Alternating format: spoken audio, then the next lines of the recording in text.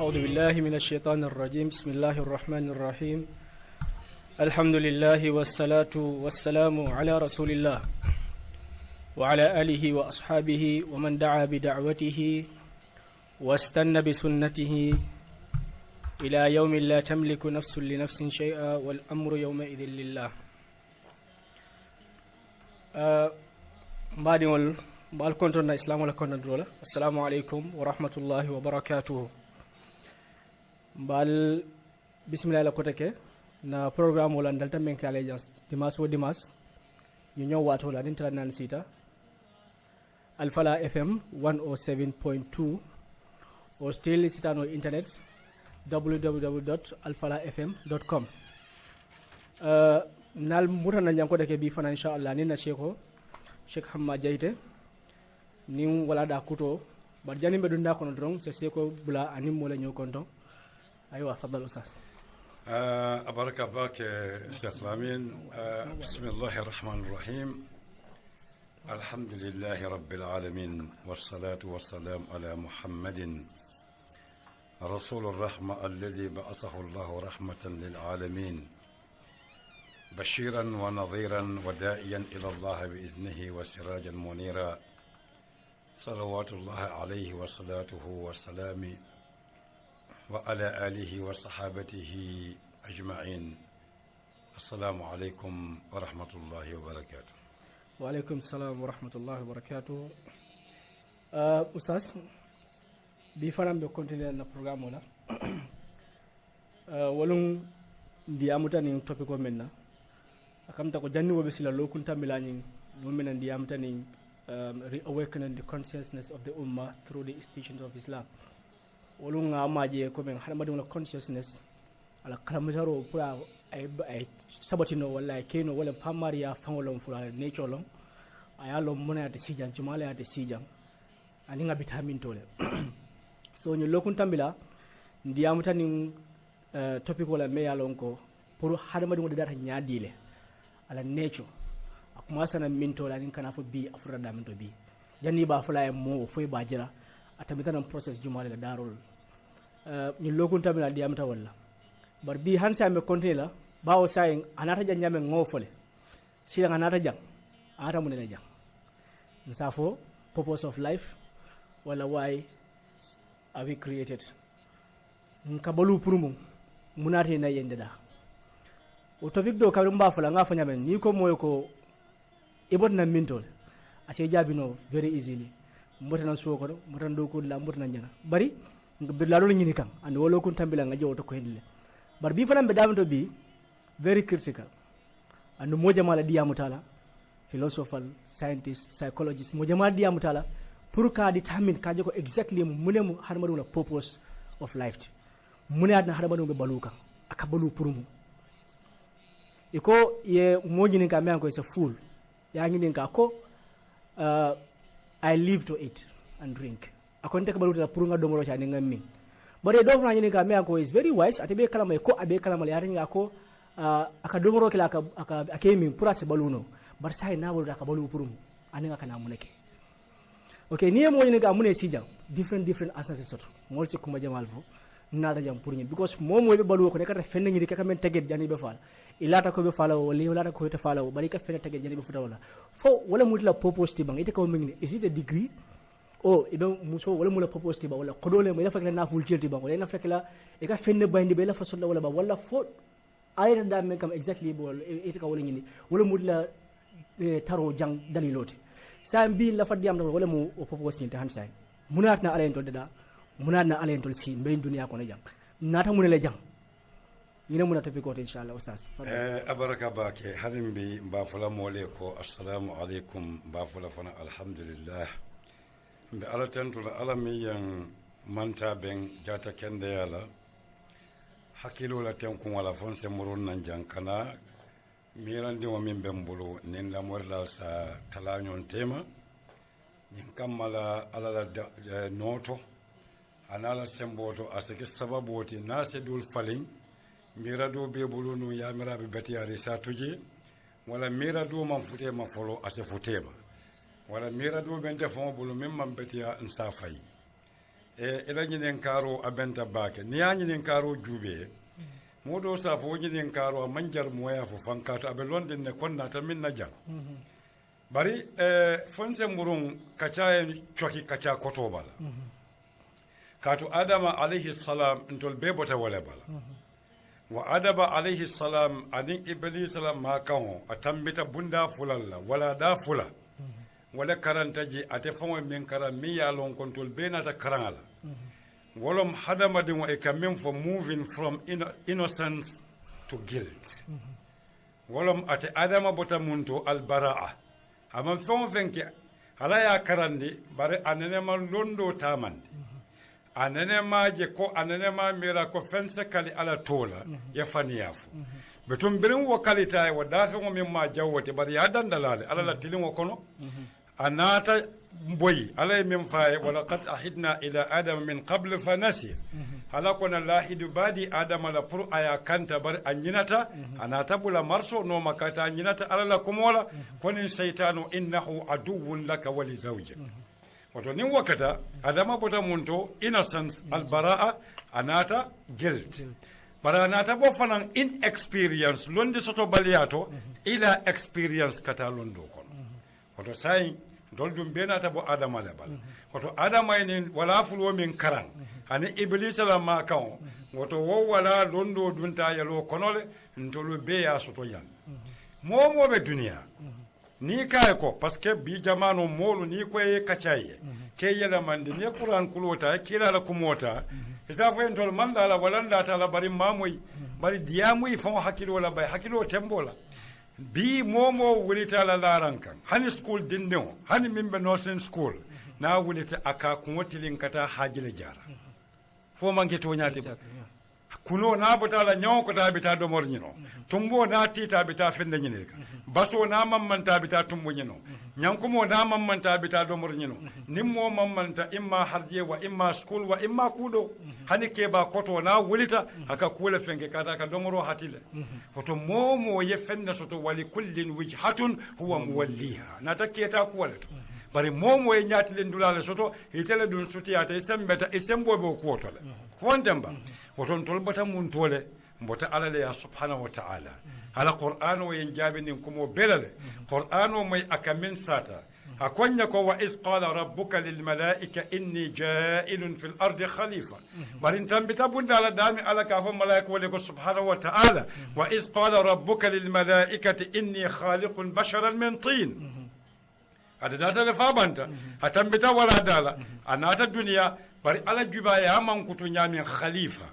khalifo sembo warta bake wa khalifu arabu kan to ayta marbuta ke kuma kan bala mubalaghatan ko nin songo min ba jindi la banko ka wala ba marad la banko ka wa minha khalaqnahum wa fiha nu'idukum wa minha nukhrijukum taratan ukhra kabo banko to nal deda mbal dundi law banko le koronal fata nal ko kaburo fanan kono mbal bundi la wolto walatinna ko wa in kuntum fi raybin min al bas fa inna khalaqnakum fa ayu labawt fondamba so ninna ta wudulala na lonna kontol mbota mun tole subhanahu wa ta'ala hay jindi jankule kamma kato ibrahim ke khalifoti don bunya dun ta wala kon bar jannite be hadam badin wala duniya taro janka fahamu faysalon jumalo moti mo mankuto famu minati ani alay hadam badin ayatun kan ka kamali nyadile walatinna koy ko laqad khalaqna al insana fi ahsani taqwim nin taqwimo manke ka fokatilindamma hadama din wala taqwimo be dandin hakilo wala kamal wala habe dandin aka tarandiro kenyami habe dandin ala miranyala habe dandin kuke nyoyala habe dandin ka kol ka fuka kubondiji habe dandin aka diamu nyami habe dandin ka kamal karanka londo soto mi yalon ka tabulunu ko bedun ta da'iratu taqwim la kono hanate famu danya be nyamin aka tama nyami masingo mulatin na sofen doku ata hadama din aka famole ta ka natal ka ke wo fengo kono hani moto mo hadama dimo fo ma nyalede sirawo ma nyalede microphone ma nyalede hadama dimo e fon vendeda hala ya soni londo la sampulo wa fi anfusikum afala tubsirun barna man kuto woro wulo jibe ba man kuto woro wula ala wala diala jannim bina fula munati nanata folo ala ya bunyale bara ya danya fonya konya ko wala qad karamna bani adam at-takrim aya buñale valeur ole bala mone ya sabu folo katu ay tafdilo le diyala wala munti ka fi samante yandi fengo beti katu malaikol kol la ilma lana illa ma allamtana damandin bal subhanallah alakum ay minafo wa allama adama al asma'a kullaha bima'na at tasmiyat to kliramul ay wala diyala فوندم وتناكد ونعم أيابو نيالي ولكنه حملناهم في البر والبحر أنا تامران دي تنتم ونمبال هذا ما دون ولا بونيا في الكتاب أنا تمنك ورزقناهم من الطيبات كو كندو بتياتنا هرجي سببو بندية هكو كوتن وفضلناهم على كثيرا مما خلقنا تفضيلا ناتا في سمنتي يندي كالفا فين جمع منت على يد بمعنى ناتا في سمنتي يندي فين بيتنا من دا وتون يحدا ما دي وكروسي جان فلو كوبونيا فنم فلان جاو ولو منت مفضل على فن ديالا مي يالون كات فن دوبلو ينا حدا ما دي ولا مانكوتو دوجو بيكو حتى حدا ما دي محكيلولتي حدا ما دي منيلتي حتى حدا ما دي فنا مؤمنتي بلا جاتولو ولكن على برايا داكو وعلم ادم الاسماء او محكيلولتي واذ قلنا للملائكه اسجدوا ومنيلتي بل دمرنا تواتي جماله وكلا منها رغدا حيث شئتما ولا تقربا هذه الشجره حنم بمن باندي مالو فنا الوجه بنتابا من باندي دمادنا توجه نكالا مانكوتو ورو ولا فاي بريالون مناتنا اناتجا فلان ولا مونتي الله سبحانه وتعالى ayade dale fengol dol biji ate hada madimo ya forcele ayoke ate kuno la oto abuka suto bana abuka tilibulo bano abuka kunu sabano abuka soma natino ate be jamano min fon kono tanten abuka saya bano abuka kuramo bano bara ne ma bulo ke dimba kono hana nyamat oto fengol dol ka tombonne ala sembo diala mukhayyar ay sembo diala mujbar ko dol mi yalon ko gol mulu wallati ala ya dada bari sasirote wol kono wo mate fongola baluwo tamandi nyalate pour baluwo te senabul hata hada madimo fanan abuka baluwo adamma fata baluwo duma مول كله ولكن يا أيها الناس اتقوا ربكم الذي خلقكم من نفس واحدة وخلق منها زوجها وبص منهما رجالا كثيرا ونساء أبوك بلونو أدمّا فو أدين فنول تبلو هذا ما دين ولا في فنول لبابلو نيديا فنول لا في تالا على يولون على قوته أياسس منا لا يكلف الله نفسا إلا وسعها لها ما كسبت وعليها ما اكتسبت هذا ما دين كلمه نينا تالا الحال الفنان بيك مران كون ورولو من بابلو على ولا ديالا تمييزا كافسيان دي كافتم فانسي كابوندي دافن بينوما ولكن نندلاكم ما يبتباكي نيالو على بونيا من ديالا أياكي خليفوتي أنا تا سببول باي نم بانكوكا أنا تا سوانديرو كاي أنين تومبونديرو فنان كاي بانكوكا كابوكا بالونا دمما أنين فنول لكا بالو هاي مسو ديالا مسو نينكي ني فوتوتا إكا ديمول سوتو وتو حدا ما ديمول سببو من بالا بالو دياندلا فنوي على سبحانه وتعالى أياكي بانكوكا فرنين كمال أكو هو أنشأكم من الأرض واستعمركم فيها هاي هل ددا كبو بانكو بلا أنا تلمران دي بانكو لا باري أنا مناتين يكون ناتجا يكون مناتين ناتجا موسى فكا منجر كوجين إنكا باو على الناتلة على سبحانه وتعالى منصوب مما كان كران دي بندا جمالنا ياجي حني مومي يالونكو إمو بريسيدان وتي بانكو تيبولو wala mu director te department to table wala mu alkalo te sati table mbe killa nyaadi to tela mangutu tela walakin Allah subhanahu wa ta'ala ala man saya kamal remote aya sabatin da fon way katalo man soti ay daro kini wonta man sola ala da famon aman sola da famon wala sola tala bara ala man sala kamalo sambo la kamalo londo la kamalo kero la kamalo inma amruhu idha arada shay'an an yaqula lahu kun fayakun aydaro ke ka sabatindi afama e katalon alati fo man keba bitum wadaro ke ta hada madin wadada par brade da mine kamma hada madin mo dafan walati ayabu nya hakilo lela hako wa ma khalaqtul jinna bar jannim be futala woto akola ko wa dhakkir fa inna adh-dhikra tanfa'ul mu'minin أكو وما خلقت الجن والإنس إلا ليعبدوني أكو ما أريد منهم من رزق وما أريد منهم أن يطعموني أكو إن الله هو الرزاق ذو القوة المتين أكو ما حلم دي وددا بر كواندوك أكو كواندوك سورة جمال سورة الذاريات آية تنلولو نلولو تنلولو نورو تنلولو نورو ولا تنلولو نسي akoye ko kawan hakili bulando ka munafon ke jumalla min dankeneyata akomma hadama de wodeda man jino de da ajube ay tofo nyami zikri kaninna kali at-tartibu dhikri zamani katu inata nyon nyala nyami ay jino le folo nata hadama de wonati akomma jino de da ma hadama de wodeda illa liya'buduni uslubul qasr ninna kali article of restriction and limitation mede da fen kam ma fayembatu walatin da ko man sole bulu sababola kadu ni harje moy wolon sababodi sanjo mo harjelti tilo mo harjelti jada kende ya mo harjelati akoto mo minti man sole bulu sababula katunte alale kawdi man sola yento morindi katunte buka domoroke fonfen ka domoroke aka nasila aka konkola aka solale no anyanta falale walatin Allah subhanahu wa ta'ala ni ayo ya bande ni awe kuma nyinin karo ban wala man hadama din wada da fen kam mala fayen kam banta ala dam mala ba fo wontam nam ne lanto jibi model point dole model aka bayto dole sa fe mi ko jam fanan lafta dan din ka fulaji ni ayo minna dante tan jannibe futalala asantu ala bi diyamu kan niaje ayo qur'ano ayo danta bakilim fakilin na asanto molu ka kuma kuntawol men fo mini man la ala nin kila la kula e ko kila lu mu nyama tollati sondo mol man futa beton ala nata jabir wo boyinde nin bunda to jam nam ako amari ko ako nata duniya kon mburnan dulato ako nata le mfo mala mbon han damet mfura damet rek na siloje ntamata ntata ako anumbe tama kan hansa mbita kan de lafita talaba mo lafita talaba bande bita ako wadna ta nyadla ko malo ako kawina tan fana mbista tama kan silo men kan ngaje nyadile ako mo fana lo ako anu ngalon ko tanata ambe balu kan nak bari fo inde dum ye mutale bangola fam fritale ako mo fana lo fonte fama be mfan samba kamba fo dole fana be sama gang ako mo fana lo ako ninga ako njikita ko ngayilo ngani nata ko ngalon ako bare malo ako aduna silo fana fonna silo lemba ngata adamita jam fota fa suita tal bang fo aselta santo wala fa wajirin dumala bang ako mbita kan santo fonkata dumale fondu ntabita kan nyama silo ka tante fe bang wala fonte bita man silo kan ako mo fana lo ako ninga nata ko ngalo bare molo ako wala fonte ni silo fana bele fama bita nyoka ba ko molo ako janimbe kila hadma dum fanati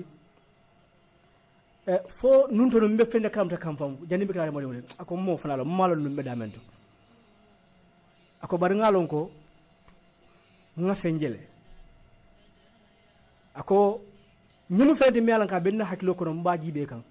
abin jakal ling malo ako banan defo ma nyimbelo nga nyimbe nyinin kam molo aka mo fana lo ni ne njibe ka fenje mala bondi ha lundo te bannanin kono ni ajube santo le camera ko abe so soro la bari wolom ay abe nyinen karo kala le fa futa dawoto ay kori ate nyinen karo kala no koten sayin abe wulla jabe wala kabra furra ko defa munana manyil long akum famo wala keta problem wote wala tin nan de san kawutu jena jabir kende ba diyala wala tin na famo fen de kankularo ke ka fole bota dami ni tata duniya ton ko to damin galasu da male bije mbe jabir wo men fayla la kumo kan e ka fu dami atik ani antati galasu da male bije mol fon tije mini bije mansiya e tata e furata je yatara moy cubu de ndiko dum cubo babala ni ta hakilo de ne cubo je kunke waya bondi e nyonto enen yake baro moy e be wo mola ciosano murindi la dula fula dronneto wala mden senegal ten abe kala gambia te gini bisa wala gini seku touré wala gini konakeri kodi rati na songo fembe dunia aka kankularo fola e bota dani mo fana ya kankulale ka bota dulale to ka songo buka fongo de dano fente dunia min ka fongo de dano walatin na bira ko ate malon komini ya natijam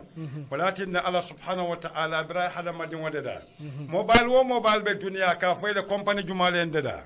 mo kunda le bebulu mo konton wala bela duta tole bala kunu tole bala sate tole bala oto nin mu dalilol ti ko mo bota dami e ka kankulale kom bota janne oto mo fongola moya haya kankulale ka bota fenneto mi yade da mi wonin min ka duniya samba min ka tariho samba haka jamano samba yalo mene asabu hadama dingo ka wulote aka boloje par hadama dingo buka jamano sabano abuka jamano pusino oto fenne yade da ninno mo kullo fawati okay sai mina damandi walatinna bira ko nyaadi ala bira hada mali wonde da matu wa nyama ko wa allama adama al asma'a kullaha instinctively haya ka kono la innately naturally bari nature damma buka mo sambano katu nature hakamina ke akela mandile ولكن الله سبحانه وتعالى على بلافان لندوكا الفطرة والطبيعة نموت تنتاكا أكا انحراف وليك كاتو على بدي ومنهم وإنه لحب الخير لشديد فنفن بانا فعل على فتالة فوندم سولاتين على برايا دا من كالا هاي فطرة كاكونو كوندم على لت فنفن حناكو على منشو دا تتونيالا atellata minna nata ko ala man so datol ka ala min kile atellata fenna la ko la sembo wartatati oto nata la fongo atakaw kile ko la matala alati ko fongo ka fanan ka faale ko ton defanan fenne en deda ay ka futa wo nyama le fay futa ala fongo walakin ala subhanahu wa ta'ala ay londo la ka hada madin ko no fitra wa nafsin wa ma sawaha fa alhamaha fujuraha wa taqwaha walakin na mbadna so da man ding na hada madin wa danya do faye akun kan ko ala min kala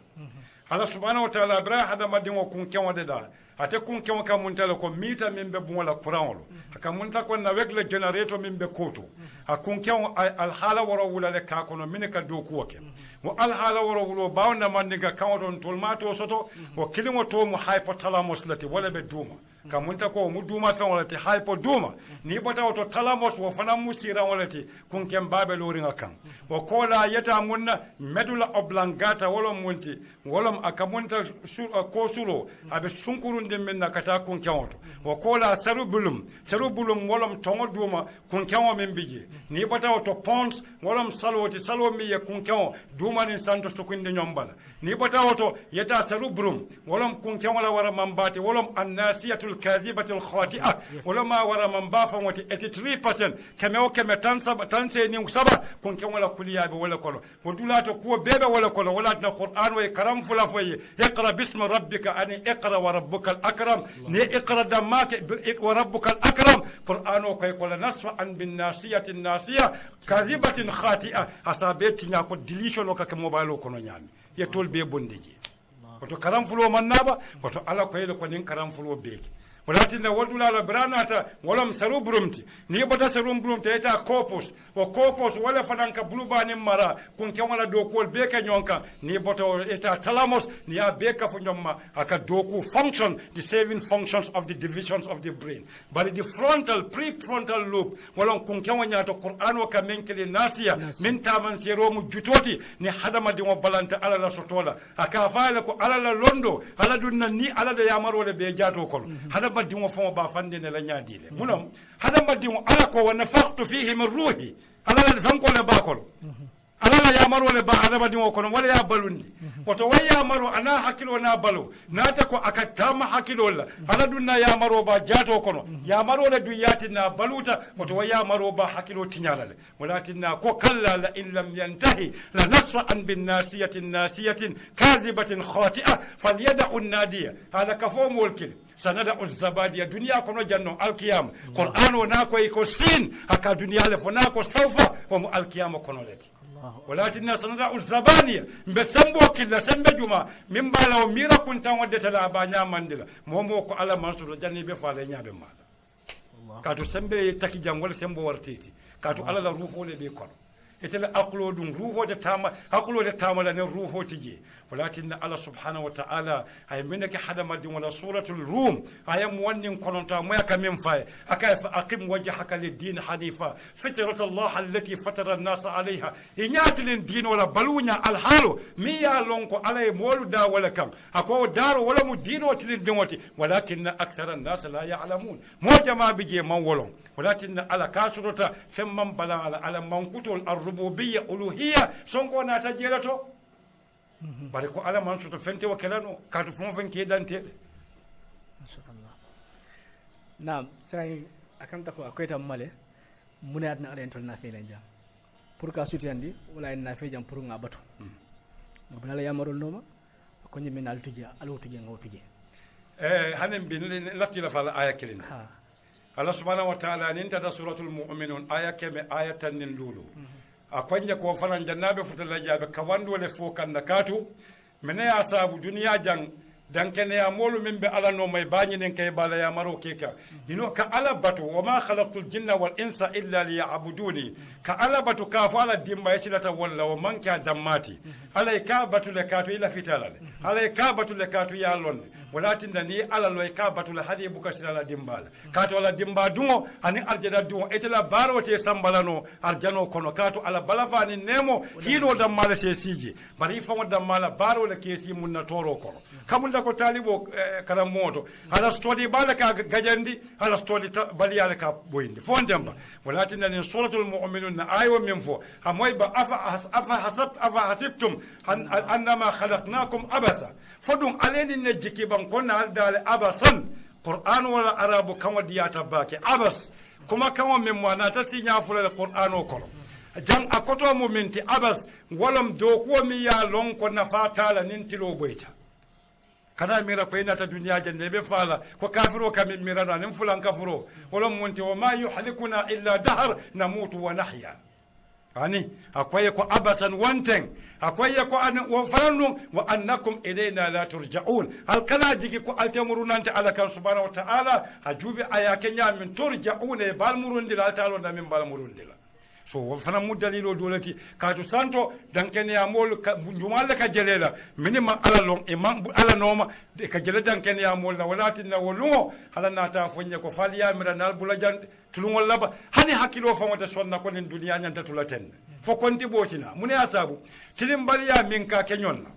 nakaro min ka kenyonna nka sembo min janyon kan hakilo de sonna nin na ko nin duniya nyanta dan na tenne oto nin wonte momo ni nimis wala be fala exactly odun taklanu alati na sai ni yen la jibe comme alay yamaro di ka jiko alyan number la because of atlanta dol da men kadi natla din tolla fem nga soto jang nala lañi non ten to sotla anu fem fota la jam fana hani mo laftan so lan to sotla okay dol se ñin karoke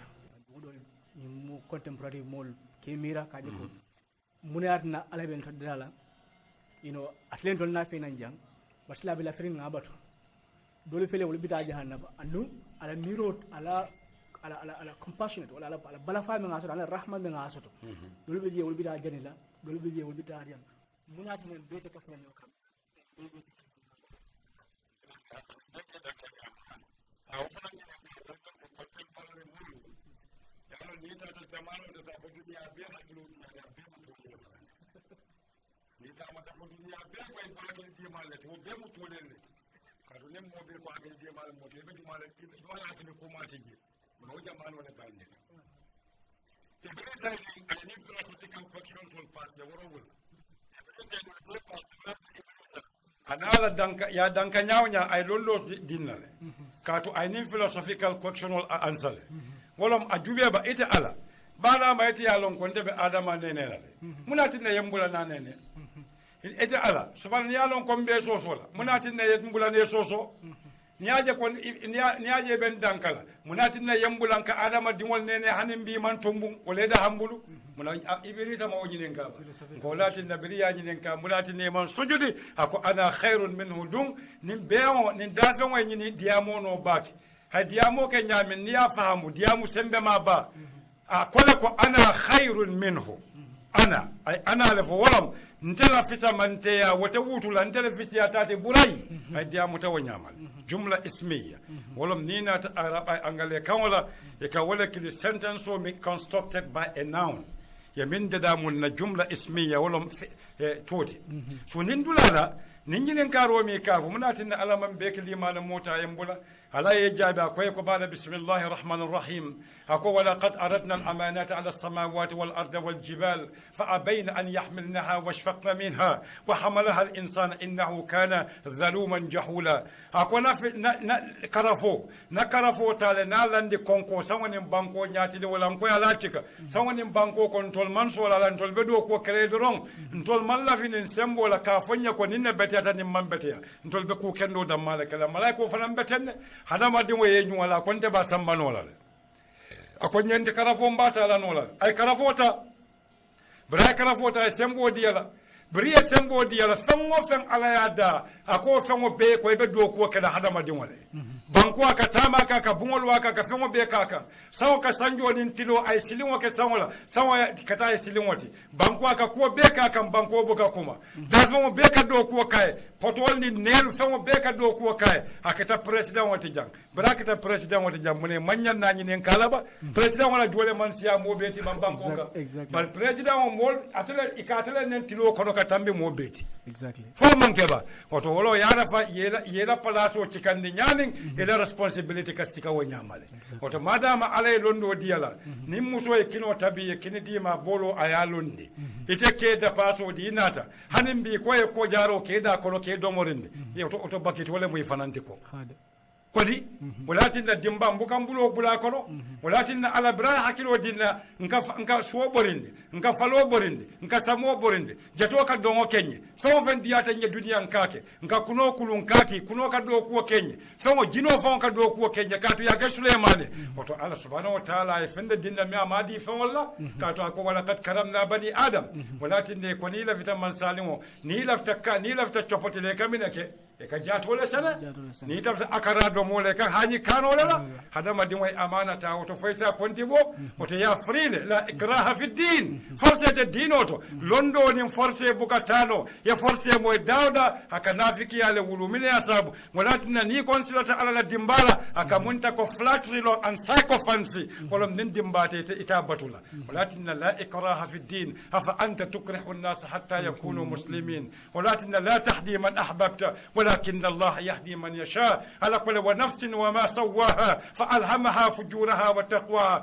empower I empowerment لك أن يكون the soul كندو فله فيلو فله وتحدث ما دي ونال من تومبون حياته optionally على liberty and freedom ميالون أما absolute أما أنك مطلقا برفنم على يا سماء إطار الحياة على الدنيا بلو كنا ساتومبون من دياتاي oto sa woni nen karo na di bonkle de woni nen karo bantale fonte so nen mo kote membe kerin dunia so latinna hada madi wote fennati lano na se nyinen karo kala nen dunia bi pour sonno mo wiswaso kan kato sondo mo hakilo mi yalon ko on easy mentality hakilo mi mantara tankundin kuma jaba kana bari Allah subhanahu wa ta'ala fennata kerin min sa balikata kerin ya ala mutafawfanti at the end of the day wa fa ka fa yadako wa ila Allah tasiru al-umur fa bi kamurum ila Allah ka ta'ala lakan subhanahu wa ta'ala sai nin narajam be ka son wala zafa moje ma sonta dol min sonta Allah ka be kerin babatu kan bari be ngana different ways so dalan ka men use ni lo dara ni islam wala silo dara ni christianity lo dara ni islam lo dara hinduism buddhism manu sifa okay dole be blarin ko lar ala le be sonni ala be kerin di final yaaje ko nyana ko ala nyina batu bar sayin ala la fon tole ko ngal dale prale batu ay même fu mo wala ngabatu bang wala fo ay nim principle la dimula ni gaay la no men ko wala no mala bang pour ñi ko balé ala batu wasi sahyano bang wala fu la bang sa ay mbulal don ba ko ngabatu ko sa dem ko kala ngani ngani ko ngaaji ala do ngadang bor mis atakela ñi ko même fan di la fenne la ngam fan di gaay la wala ngam fan di principle la mel ko wala no mala ngata pour sa ala di sotano mana fo kana ko mo wala fo sa because modo sa ko okay almul bule firi dawda diati dinno dina diati lala ali bula be after all be ka ala labatu ya fam ali bule firi mo men diati yata man nim franda be islam be ka ala labatu so sa mo different design ni dol ka ala labatu ni dol ka ala labatu islam differently sa ni moy ni mo mo ta ko okay what say maybe as there is no specific way or principle guideline mena ko ala wallandi kaje ko nyende ka bula wonno pour ñi ala yi ya'buduni ya sa tahqiq no wala fo ay mbula free tabang nga dawda mbe kuku kele ngani ne ko rek ngati ala le ngabatu wala fa ni silol di mo la ko be karawol no mala bam pour ñi ya'buduni ali mbatu ay ke jam men ka mo sa tahqiq no nina ko shiro moy kende ke yalon qur'an wala kila la sunna sallallahu alaihi wasallam kila la sunna akoto momenti akamen foko ako motata tarandela ahlul kitabul kono halene musa ya tarandino habe bulala teleno subhanallah مكم وكم معنا لفوي والقرآن ويكم وتوجان من سورة البقرة أكو إن الذين آمنوا والذين هادوا والنصارى والصابئين من آمن بالله واليوم الآخر وعمل صالحا أكو فلا خوف أكو باليوم الآخر أكو فلا خوف عليهم ولا هم يحزنون أكو مولو مولم سلانتي مومو دانكنياتا momo ko yahudiyaten bendi momo mo nasarati wala yahudol min isaye kimine kan o kola ni nata as-sabiina saba akabo dina do to kata dina do to akoy ko min dankene atante ala la kilim baya moyde man amana billahi bi wahdaniyati allah ninna muchaboti wal yawm al-akhir ila taku al-qiyamah konti bobije wa amalu salaha barakendo mi yalon ka sahata abetiyate de fama be betiyala mon koto tunkun saba fe islamu e minke kalinake the general principles of conviction wala religious conviction dino be lori nin kuntungun sabolaka bari sai amanu billah nin gola munte kala alala kilimba ya limaniya bondi dinol kono ban dina jumale alake kilim islamu woto isalon ko wala mo dino ti mi ya lon ko subscription o ita nyante bulo kafula wala nin do imam farza to ka fo mo le ke fa ne ya bari min bete misilimo ka wala tin na yesa si bake wal takul minkum umma ni ayo nimba karan kan nyanta ya karan ku koten nako wal takul minkum umma yad'una ila al khair wa ya'muruna bil ma'ruf wa yanhauna 'anil munkar ayamaro le dilamul amr it is an injunction or a positive injunction ya maro muminati man to nyanta tarlal konole bar kalimatul umma anna murun qur'ano kono na koto be ka fu nyonkan al umma na ta qur'ano kono man to min bedanta mira kilin wala anin kitanya kilin anin taran sila kilin wala ummatul islam min be muhammad nom umma koto na ta mo kilin o mi man kutu kendo be fulu inna ibrahima kana ummatan qanita umma fanan koto nata jamanu la wadakara ba'da ummatin yusuf ya min sambala man sakeka كافرون كونيادي وجدنا آباءنا على أمة على طريقة التي سلكها محمد صلى الله عليه وسلم ينتبه الله ولا نوما وتمم من ترى ونوما إلى دينه نتا كلاسيفاي لنا كو دينو لهم بل إنسافو كو دينو لهم منك هذا مدين كولا بل ألا يعتكلنوا دينو لأن الطريق إلى الله والسبيل إلى الله هلك السبيل كمفرد التي نابتاتك ولكن وإنك لتحدي إلى صراط أبوكا كجمعوتي أكا السبيل كلنتي مستقيما من بتلندي سبيل كلنك مولتم إلى الله والسبيل هو السبيل الذي سلك أو هي السبيل الذي سلكها محمد صلى الله عليه وسلم هيا بيلسي هيا بيسن يندي غنينتي بيتامو بخيارين وجنم سلوتي إذا من بيكان كأمة الإسلام ولم كمولك إلى الله كان مول فرصة كان مول لبا كان مول نين كان كوفا مول لندو نينبا يدليلو لند لندو نين يمول كلي londo nyini yemol sonno moyela man londo nyini ite fango jiko yati na molena nino mukoti bar dino freedom ni agi be mine ko fo baka marila suwo kon afa ko ala suwo ele min diata molena kije ala suwo me ayalo ala kodola afa ko ayele nyamato e nela saje nela ni so e nela ate sonna wo sifal fa nyala moto ma sa fo mbesa mala police kan na moto ma minela folda umala kordalati o korda mankatati ya karafa kordala katu kordati yo alalati subhanahu wa ta'ala wato wala dino be koyrin inna dina inda allah alislam ala ko momo bulata fennoma alislam wolom kefandi ala ya marola wa'ayan wa idrakan wa fahman wa ilman tatawwan mote force la fane ba ke le fonwele so walatina nin dulala wo mo malon fo la nyinen kar wo lafta wala nyin najeba nin no mo kote mi yalon ko momo be dino men kan ne bula walatina ayo dina ayo ni dino be foele bara salto men foje dino la tunko mo minati al iman bi wahdaniyati allah wal yawm al akhir konti bo bije wal amalu salah do hada madin wa niyabula hada madin wa bulu aka fenna fa amalu salah min manki amalu salahti amalu salih ni abula bulu don ate niye min dial ate ka wala ke baraki katu fir'auna ya mara be lorin ka ana rabbukumul a'la wonyon ku kendo te kere فوندم إبليس كالو كافوكو أنا خير منه خلقتني من نار وخلقته من طين وفنا يامر ونيونكو كندة كيري سو هذا ما دي ونيا بلا دي ديالا ولكن فترة دما أبوكا موتلين دين وفعل سبحانه وتعالى على بلافا من بفنورين هاي النبي يوم النكيلالكي هاي كتاب الجندي وكتاب النم ولا بلوكا قرآن أبتلا جل فلو من على بانكو كيتالا ومن عليها أبتامول كنت بولا إلى أمل ولا يمينك أتي على مخلصا له الدين يمين كره كره أتي على دماي. نعم وتفنا كويدا. عمل الصالح. عمل الصالح. بارك جمالة بافلي عمل الصالح.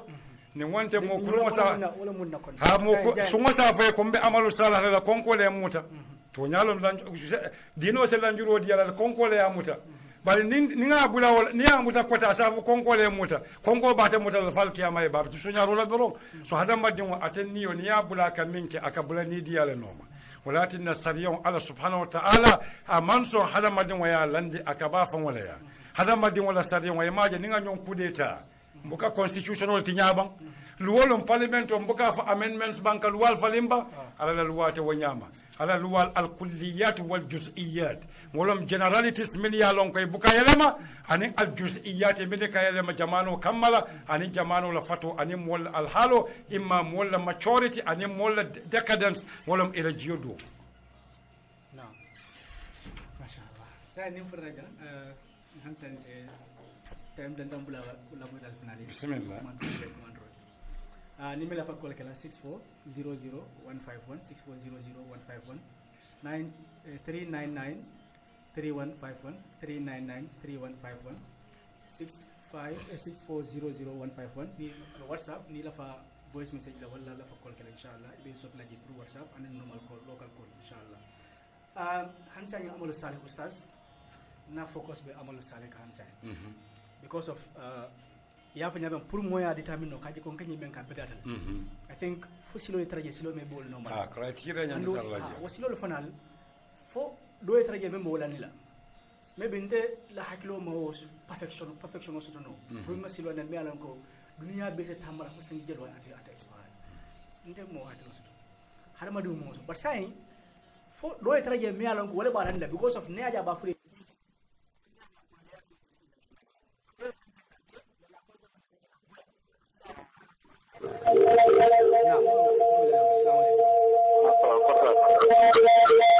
Jumalem ani ko kollami salamu ko korta hay ko ci kan demande ngi moy yera di kada ay taw wala usa amadiya ne musimo wala ngun ko la demande mbuga no de kam mbuga la flam wala jam fala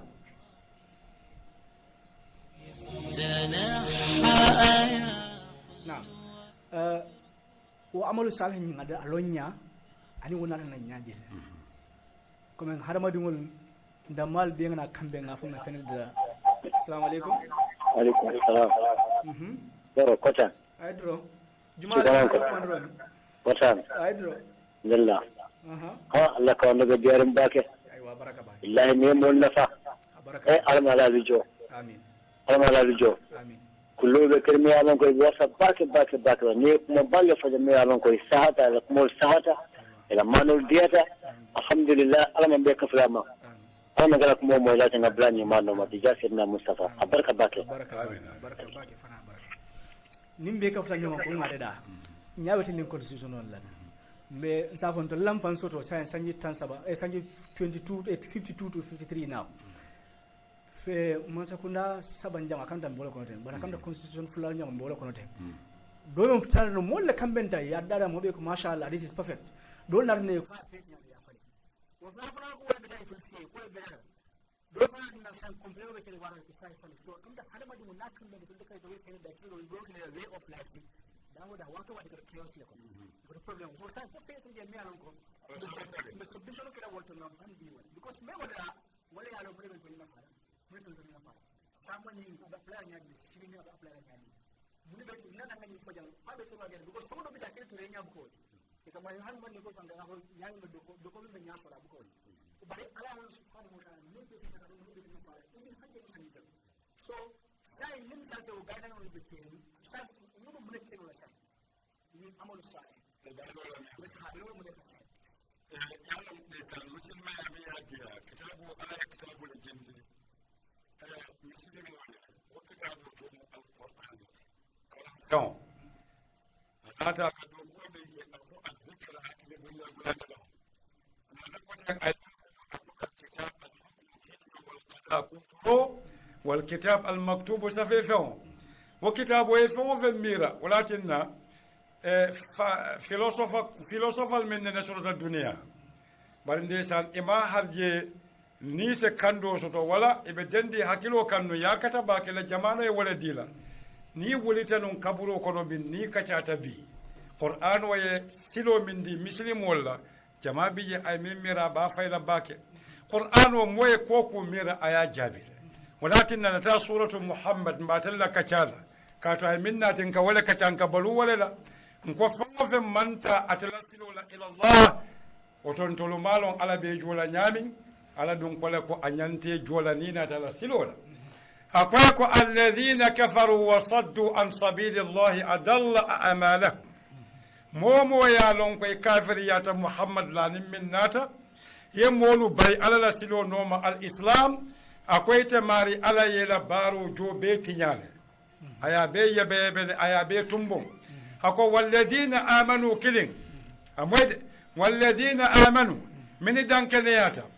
وعملوا الصالحات يبارني ما بالا واتبعوا إذا تبلا من نوما ما نزل على محمد من جت محمد وهو الحق ولد متونيات من ربهم كبوي ماريا أكو كفر عنهم سيئاتهم يولى كوجا وبيت كفريلا ila kawa ko ila kujawol min yalonko fangolo mimman betiya ala ko aya benu dele bari chabobe mun tole wa aslaha balahum anate niyo anate hakilo anate alhalo wo bedun tanin kuma kilin wala kono bal kalimatul bal an-nafs kalimatul bal al-aql kalimatul bal al-hala wash-sha'n wa nizamul hayat woto nin dulala baro ni laftalo na minon bara kendoti sariyon ya koyndi la wolon monti muhammad sallallahu alaihi wasallam atele koy ko ninnon baro ti min alaka songala baro mi ya lon ko kidim fula saba ay minakal al miyar criteria ay yastiko landiye min al quran wa min as sunnah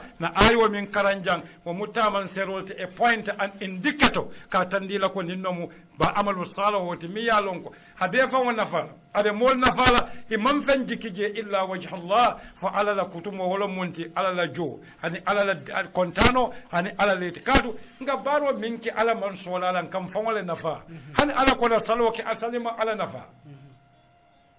salima ala nafa fa nafa leba salo kam fawale nafa kato afama ya fanya tena kwenye inna salata kato salo tanha anil fahsha'i wal munkar wala dhikrullah akbar naam sas kam da wato wala bidan da sila banda kasha dia ta ba inshallah maybe na last or the final the diamond to point out la wala sa foto ba wato mansia na foto nyin na membe discourse jang hala madi wala dalilo menata sijang al hikmat min khalq al insan hala madu menata sijang ina ta munala jang nga koyndi mbatuna ñambasi kuma sabako hadamadimo imari yede deda ay sijang ay sababu be dila be sila janyami ay londo dila ay fongo be kaya ite fongo be ka du ko kete dammale ay ke khalifo te kala ya maro ke ka ku kendo ke malaiku le minfo atajalu fiha man yufsidu fiha wa yufsiku dima pori kana ka minfo e kana na funti wa bundala bari na ibna kala molati man yuslihu fiha wa yahqinu dima inyanta kala walati min be je nyinyandila abe yelo tankala kana bon inyanta banko fanan yedo kuwake walakin na inyanta banko topato la istimar walam ka banko colonize wal imar ka banko fanan lo walakin na londo anin balabato anin doko itolle kana fi mizanul islam wala balanso kono ninnom kumote lafta min jambasi laji ka tandi molla ko ala subhanahu wa ta'ala da malum tonyati fengo fen ka fayla ko ila allah nkata telekan ka to kuno kati santo ila kulintila kati santo fonte ila kulintila mole ka borinde bar kuno mo bu ka borinde wato jumala ka kuno borinde wata lon ko ala subhanahu wa ta'ala sunta hako kolo bije inshallah last call wata ngam last call tare ngada assalamu alaikum عليكم السلام ورحمة الله. الزيارة فتان يا جلا كيني نكارا مثل ما أقولنا يوني ما شاء الله عليه وسلم على واتولا هذا ما دون منكو أن لا إله إلا الله محمد رسول الله أقول كنت ملكونه mumen ka tanyala la ilaha illallah muhammadur rasulullah kila sallallahu alaihi wasallam ko konti mennu ko morke ba baraka ba ke ye nyinen karo minke bari mbe jabir wo kala bari kana jusu bode bari nta jusu bo jabir kala mbe jabir tilin ni wala kala nyinen karo do bije amanke nyinen karo ti jabiro be parere nyinen karra bulle ko la nyinen karo kaatu ninjinin karo to nyala benta bake bari fenna be mabari nga koma sonko lebe banko kan kafole bi je min keraten wo kafo to nyala ni tara akbe diala wati jumale na mole si otum wala be diala bari ha otuma be diala bake walatin na nimmo min ko kila nyato ila nyinin karo yafu nyamin be jabila wo nyamale mo min ka nyala la ilaha illa allah muhammadur rasulullah abe mutala muslim waltekatu atafon wala sateto madina nafiki babi jene kafami abdullah ibn ubay ibn salul aka salala misiroto bar nafiko la jahannaba ta sabatitale bar nyinen karo ay fenna fudu walatin nan se jabi nyinen ka nyami bari nyinen karo e men fudu natara wonata lafitan ni wo mo fon wala si mon la fi modo e nyinen ka bala kawraji li karo kele galo exactly aka mu katile men ton bara alhamdulillah jikita ba jabiro sallallahu alhamdulillah kila jamano de ni wolem ba fole mo bantal ha ke jogi la membe ma abe min be kerin ko kafo tije ha bara hanu ame baya bala ka tuna ke duron ha jahannaba tabe be sawlam koti ha kuma ala fa ida ja akal munafiqun qalu nashhadu ha wallahu ya'lam innaka rasul wallahu yashhadu innal munafiqina lakadibun bara ay buraje hanu ni kila bida ina kata kilo la wadu ka jamfa ka kudo ke bara ni min gulli e be ko bele ni ka sadi ka la ka la ilaha illa muhammadur rasulullah hanu ya jahannaba tabe ko so bari kila jamanu inshallah ni ya so yalo jabir wonen but nim kudo fana be je fana comme cheko ya fanya me maybe what here is not the right place it's a maybe say ha wolo ina mo la ka bani ni benta o jabir o ka diya o watole ha yalo de san o bukan ku ngosi yalo buka ku tutunye ngala fi wala ba ke debate sa ko public hano buka ku tutunye alhamdulillah ila li fara ja bamol bara momol be duwala mol be chaw min yalo ko kol ke ani men la moyrol ke ka fara don hansa Allah program ke wala islam and contemporary wala anala sheikh hamadete anal bani muhammad amin sani anina technician lamin jadama inshallah so lokun nala inshallah me murana jam kotake wata kilimoda inshallah be alada na pura sai ko kumul moylati اللهم اجعلنا من الذين يستمعون القول فيتبعون احسنه امين الله هذا وصلى الله وسلم على نبينا محمد واله وصحبه وسلم سبحانك اللهم وبحمدك نشهد ان لا اله الا انت نستغفرك ونتوب اليك